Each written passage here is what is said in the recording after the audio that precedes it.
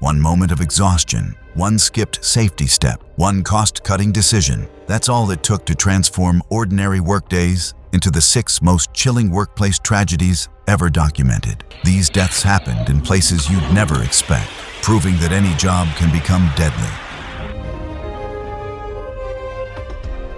It was December 23, 2017, when 34-year-old Astrid Keller reported for an overnight shift at a small-town diner in rural Montana. Snow fell heavily as temperatures dropped to -8 degrees Fahrenheit. The 24-hour place was nearly empty, with 2 truck drivers in the dining room and a quiet kitchen running on minimal staff. Astrid, a single mother of 2, had been with the diner for years. Colleagues described someone steady, tired from overtime, and motivated by holiday pay. Management left her alone in the back, despite house rules that called for 2 workers on overnights. She had been pulling consecutive doubles, working nearly 48 hours across 3 days to maximize her Christmas earnings. The kitchen showed deferred upkeep. The deep fryer had recurring pilot light issues that had worsened over recent weeks. The hood and grease system had missed its last few services. Residue was visible on and around the cooking line. Records later confirmed the cleaning interval had lapsed for months, creating a coating of flammable material throughout the work area.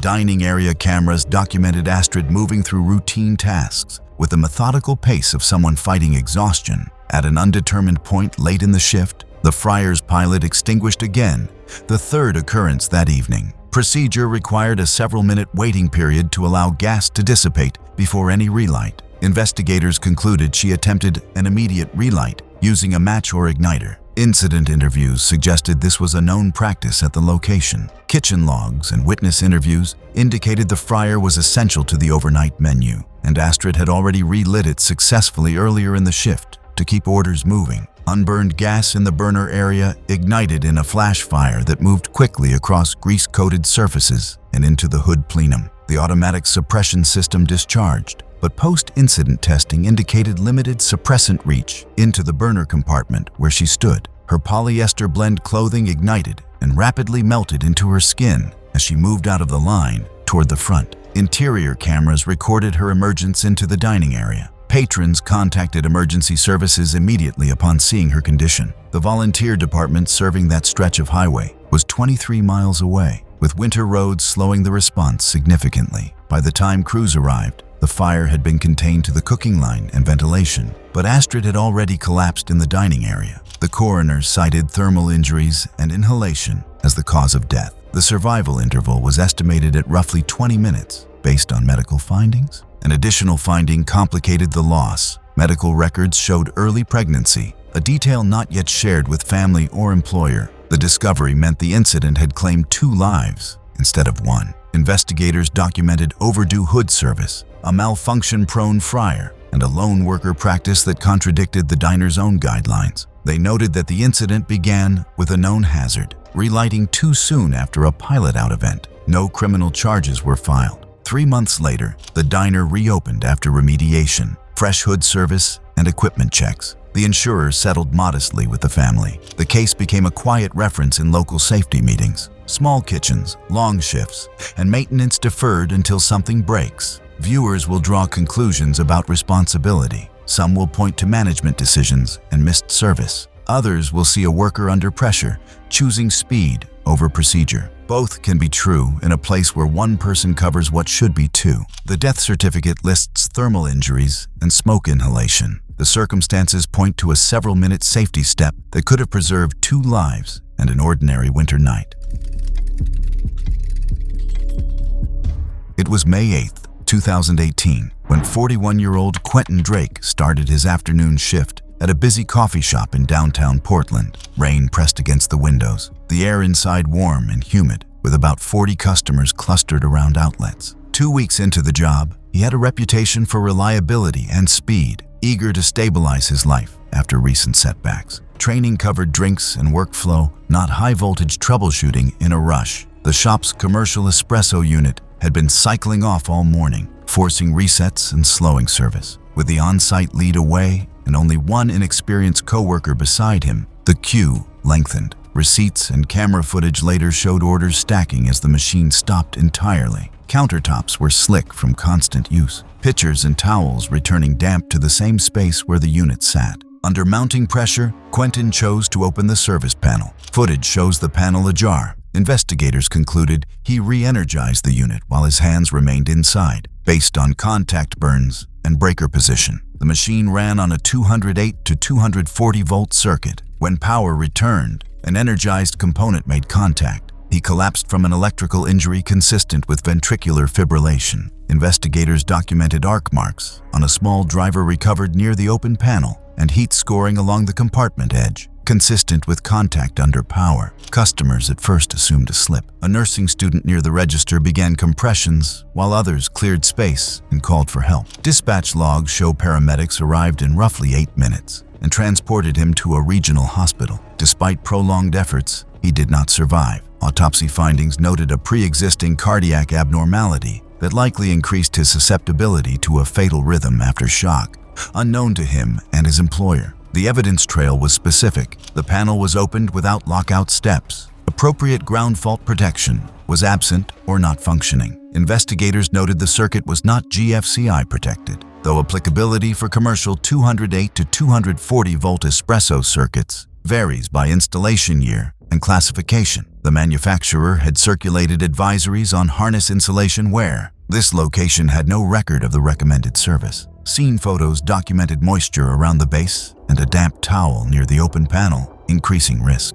Internal policy limited electrical access to qualified personnel, but enforcement on a crowded line was inconsistent. What followed echoed a wider pattern. Undertrained workers facing complex failures during peak periods, while performance is measured in speed. The chain tightened procedures, certified techs for internal access, posted lockout checklists, and documented shutdown rules. Locations now suspend espresso service during faults and route orders to drip and cold menus until a technician arrives. The manufacturer initiated a service campaign to inspect and replace worn wiring. No criminal charges were filed. Civil claims were resolved privately. Viewers tend to split here. Some point to corporate expectations that nudge people past their training. Others focus on a preventable decision made under stress. Both readings fit the record. A busy counter, an open panel, a moment when waiting felt impossible. When the store reopened, the machine carried a tag barring staff from internal access, and a laminated checklist hung at eye level. Those reminders are clear when the cafe is quiet. The real test comes when the line bends past the door and every minute feels costly. That is where Quentin's final lesson sits. Simple and non-negotiable. Powered equipment waits, and the safest repair is refusing to start it until the right person takes over.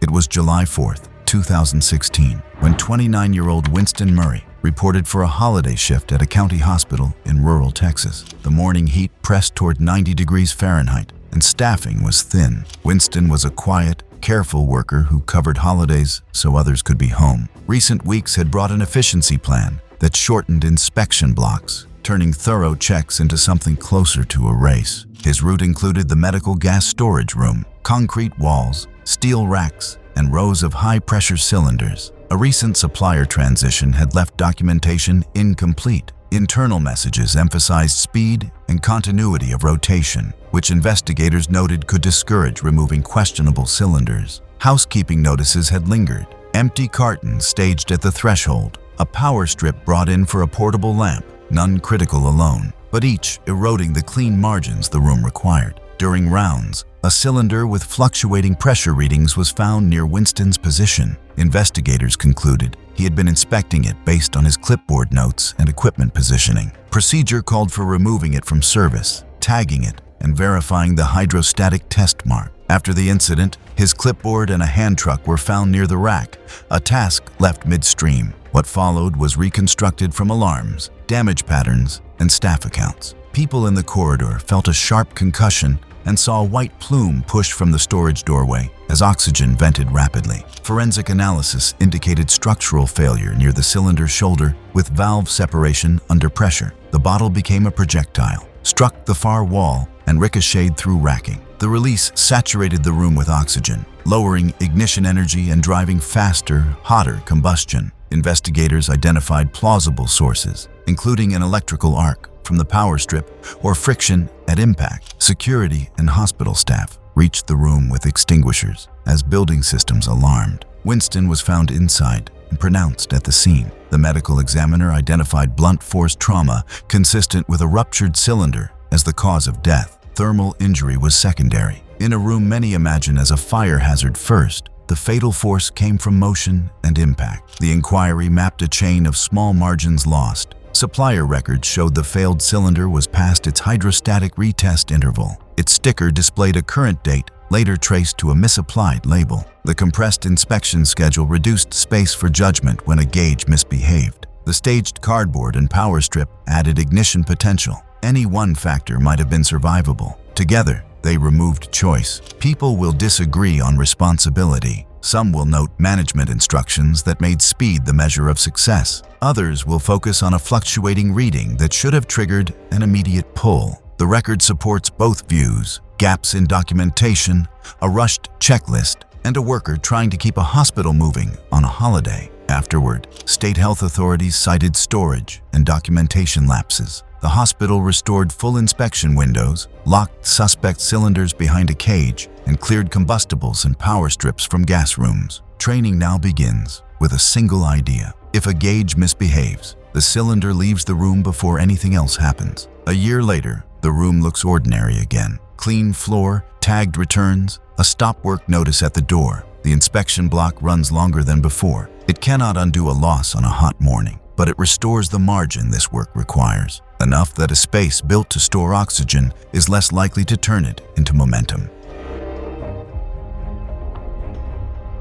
It was March 3rd, 2019, when 38-year-old Bianca Sloan arrived for her evening shift at a discount furniture warehouse in Las Vegas. The store was closed to customers, with outside temperatures around 71 degrees Fahrenheit. Inside, the night crew reorganized stock for morning pickups. Bianca worked this job in addition to caring for a disabled spouse, hoping steady performance would secure full-time status. Co-workers described a driven worker who took on tasks without waiting for support. Incident interviews noted she often worked faster than written procedures allowed. The warehouse used tall pallet racking reaching about 18 feet with posted load ratings. Maintenance tickets showed unresolved anchors and damaged cross-bracing in several bays, with parts on order but not installed. A reduced crew meant certified equipment operators were off shift by the time reorganizing began. Bianca's assignment included staging a heavy dining set for an early pickup. Proper procedure called for a forklift and a spotter. With certified operators gone, she chose to climb into the racking to free the pallet herself, something interviews indicated had happened before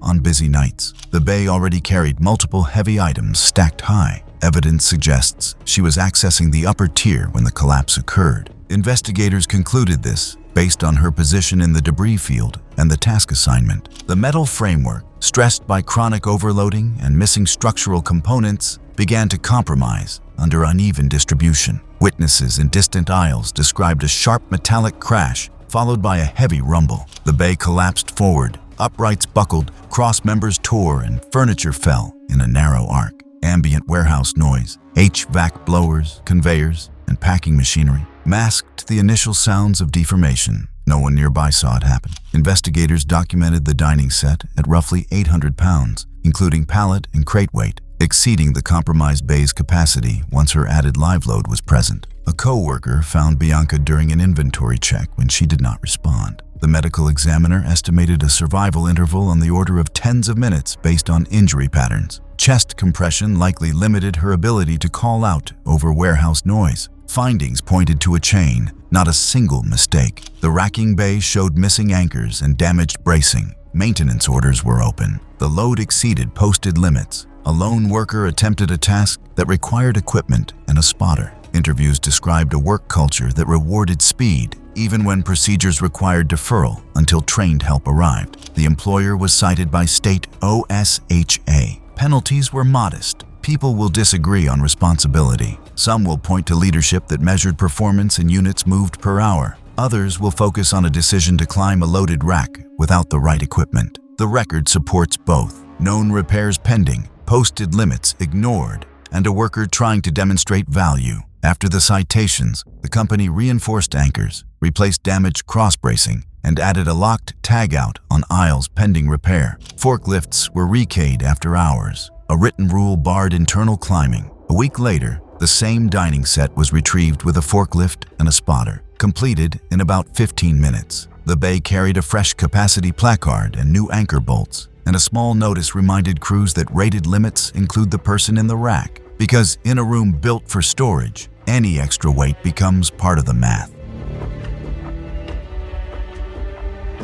It was August 15th, 2015, when 33-year-old Caleb Judd arrived at a corporate office building in Miami for what would become his final day of work. The morning heat was pressing toward 94 degrees Fahrenheit, and humidity lingered in the enclosed lobby spaces, despite active air conditioning. Caleb was an IT support technician who had been working nearly non-stop for 72 hours to complete an emergency network upgrade after the previous contractor abandoned the project midstream. Caleb was known by colleagues as meticulous and reliable, someone who took pride in completing difficult assignments without complaint. In the days leading up to the incident, he had remained on site through nights and early mornings, coordinating access windows and testing systems as offices cycled between occupied and empty. By the morning of August 15th, he had been awake for roughly 31 consecutive hours, relying on energy drinks and short-seated rests between tasks. Investigators later concluded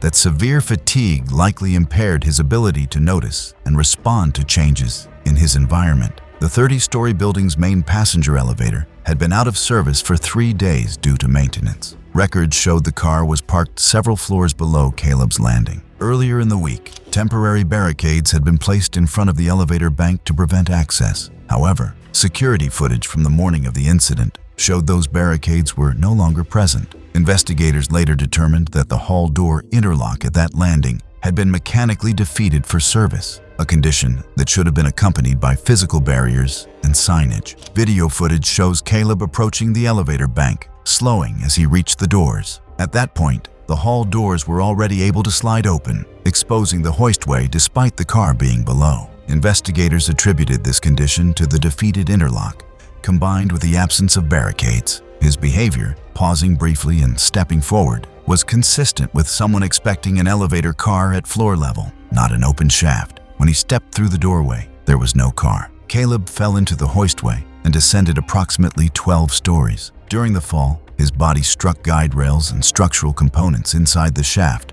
a pattern confirmed by damage marks documented during the investigation. The final impact occurred on a lower level of the shaft, producing a sound described by nearby workers as a heavy, echoing crash that carried through service corridors. Emergency responders were notified immediately after the impact was reported. Upon arrival, they accessed the shaft and confirmed that Caleb had died at the scene from multiple traumatic injuries. No survivable injuries were identified. The investigation identified 2 converging failures: extended work hours that left a fatigued worker vulnerable to misjudgment, and a maintenance condition that left a hoistway accessible in an occupied building. Studies have shown that prolonged sleep deprivation can significantly impair judgment and reaction time, increasing the risk of critical errors in routine situations. The building management company faced liability for the defeated interlock and missing barricades. Caleb's employer implemented fatigue management policies, including mandatory stop work rules after extended shifts. The elevator was returned to service within a month, with verified interlocks and reinforced barricade procedures during maintenance. The footage remains a stark record of how fatigue and a single defeated safety device can align, removing every layer of protection in a space meant to be routine and safe.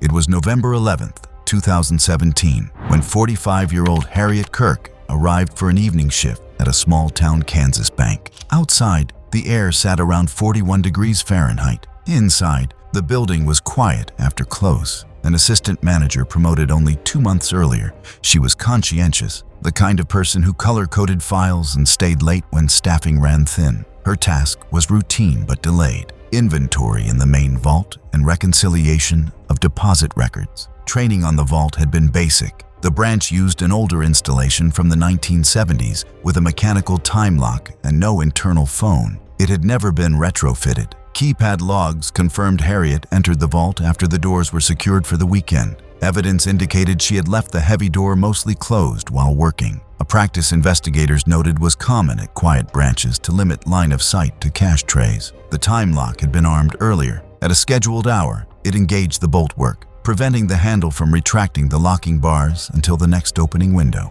From that moment, the inside handle no longer controlled the bolts. The sequence that followed was pieced together from alarm records, tool marks on the inner handle, and phone metadata. At some point after the lock engaged, Harriet attempted to leave and found the handle dead. Her phone showed multiple failed call attempts and texts queued with no signal, consistent with the vault's steel and concrete attenuating service. Scuffs on the door face and bruising patterns indicated she tried to force the handle and strike the panels to signal. Sound was heavily dampened, and the empty building offered no one to hear it. There was no internal release, no intercom, and no posted reminder of the time lock schedule inside the room. She was found when staff returned after the weekend. The medical examiner attributed death to complications of dehydration and exertion during entrapment. The vault was not airtight. Tool and abrasion marks supported sustained attempts to exit. Investigators noted the branch lacked a two-person rule for vault entry, had no 30-minute check-in requirement for lone workers, and provided only cursory training on time lock behavior. Responsibility drew familiar lines. Some pointed to cost controls and the practice of leaving one person to do secured work without communication. Others argued that a door left mostly closed in a time-locked environment creates a hazard regardless of budget. The record supported both pressures: a vintage installation with missing safety features, a lone task after hours,